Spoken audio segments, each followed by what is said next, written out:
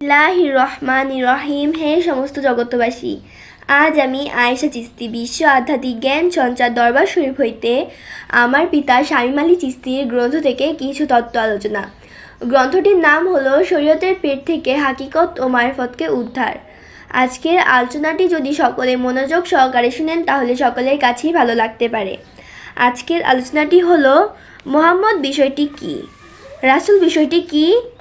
হে জগতবাসী, একটু বুঝিয়া লই। হে জগৎবাসী, মুহাম্মদ বিষয়টি কি? মুহাম্মদ বিষয়টি হলো ভাণ্ড বা একটি চেরাগ এবং সে চেরাগের সলতা মাত্র। হে জগতবাসী, রাসূল বিষয়টি কি? রাসূল বিষয়টি হলো সেই চেরাগের সলতার মাঝে জ্বলন্ত একটি আগুন।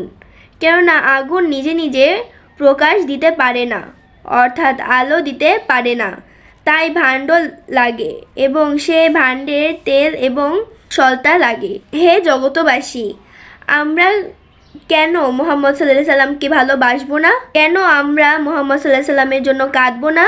সেই রাসূল আমাদের জন্য সুপথ এবং সুজ্ঞান দিয়া যাচ্ছেন। তাহলে রাসূলই তো রব, রবই তো রবি, আর রবি তো আলো, আলোই তো জ্ঞান। তাই তো বলা হয় রব্বি জিদনি ইলমা, রবই তো আমার ও তোমার প্রভু, সেই তো আমার পথ প্রদর্শক, তিনি তো আমার ও তোমার জ্ঞান ও গুণ দাতা। তাই বলতে চাই, আমার মুহাম্মদের জন্য এত কেঁদেছেন কেন? যে আল্লাহ মুহাম্মদের জন্য কখনো কাঁদিতেছেন, এখনো কাঁদিতেছেন। প্রশ্ন হলো, সারা জগৎ বুঝে কাঁদুক মুহাম্মদের জন্য বা না বুঝে কাঁদুক, আল্লাহ তো বুঝিয়াই কাঁদিয়াছেন। কিন্তু প্রশ্ন হলো, আল্লাহ কি বুঝিয়া কাঁদিয়াছিলেন? দেখি আমরা কিছু বুঝতে পারি কিনা। মুহাম্মদ সাল্লাল্লাহু আলাইহি সাল্লাম যখন হেরা গুহায় সাধন মুগ্ধ হইয়াছিল 40 বছর, তখনই সেই মুহাম্মদ নামের ভাণ্ড বা সলতাতে আগুন জ্বলতে শুরু হইয়াছিলেন। এরপর মুহাম্মদ সাল্লাল্লাহু আলাইহি সাল্লাম জগৎবাসীকে সেই আগুনে আলো দিতে শুরু করিয়াছেন।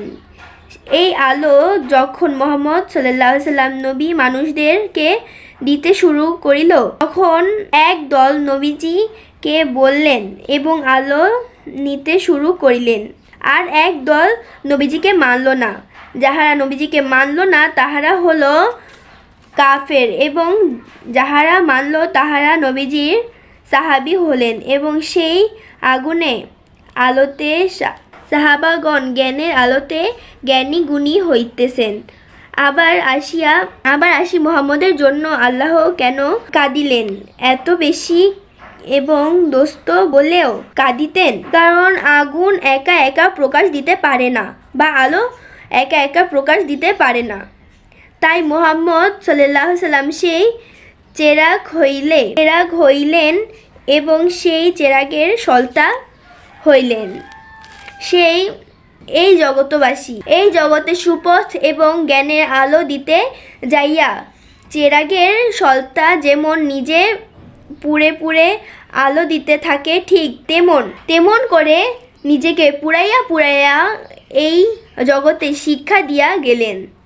মুহাম্মদ নিজেকে শেষ করিয়া জগৎকে গুণ জ্ঞান দিয়া গেলেন, জ্ঞানের আলো বিরণ করে গেলেন। হে জগতবাসী, আমরা মুহাম্মদের জন্য কাঁদবো না, তাহলে কার জন্য কাঁদবো? প্রত্যেক সুধর্মের নেতাই মুহাম্মদ আছে, অর্থাৎ প্রত্যেক সুধর্মের মাঝেই মুহাম্মদ আছে এবং রাসূলও আছে। একমাত্র এই জন্যই কামেল এবং শত পথপ্রদর্শক পীর ও একজন সেই চেরাগ, এবং সেই চেরাগের সলতা একজন কামেল পীর, এবং এই সলতার মধ্যে জ্বলন্ত সেই আগুনটি মুর্শিদ বা রাসূলকে যে হাসিল করিল, তিনি আল্লাহকে হাসিল করিল।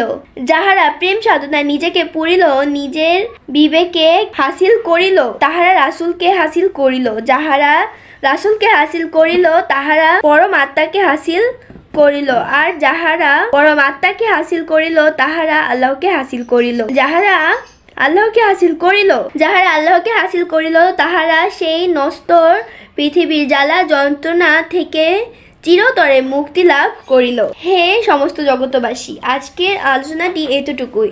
আশা করি সকলের কাছে আলোচনাটি ভালো লেগেছে। যদি সকলের কাছে আলোচনাটি ভালো লেগে থাকে অবশ্যই আমাদের এই চ্যানেলটিকে সাবস্ক্রাইব করে আমাদের পাশে থাকবেন। সকলেই সুস্থ থাকবেন, ভালো থাকবেন। আল্লাহ হাফিজ।